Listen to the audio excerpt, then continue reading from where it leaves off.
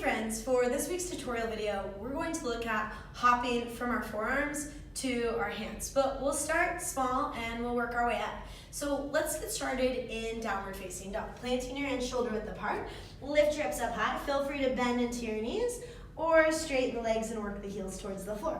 Let's drop the hammer, lower the right forearm to the earth, pick it up, and then the left forearm. And just focus on hugging your upper arms in here. If you're feeling strong, let's lower both forearms at the same time. And they don't have to come all the way down. They might just hover. And this might be all we're working on. As we start to move towards the hop, let's hover the forearms. So the elbows are bent, find a bend in the knees. Look forward as we hop, straighten the arms, land down. And your hop doesn't have to be that high. We can also hop low, especially if you're newer to hopping towards the top of the mat.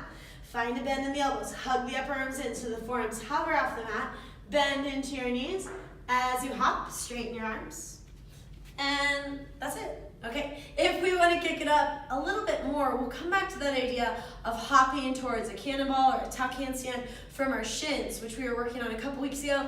And if you haven't watched that tutorial video, you might go back and check it out. So we'll start on our shins. Hands, as I lean forward, I want them to be directly below my shoulders. Look between my hands, hop up, heels into your butt, land back down. So we can incorporate hopping from our forearms to our hands from there. So bringing the forearms down, so my elbows are just a couple inches in front of my knees. I want to round the upper back, push them out away. And as I hop up, I straighten my arms. And if you're nervous to land on the bottoms of your feet, the tops of your feet, just land on the bottoms, no big deal. If you liked the video, hit the like, share the love, namaste.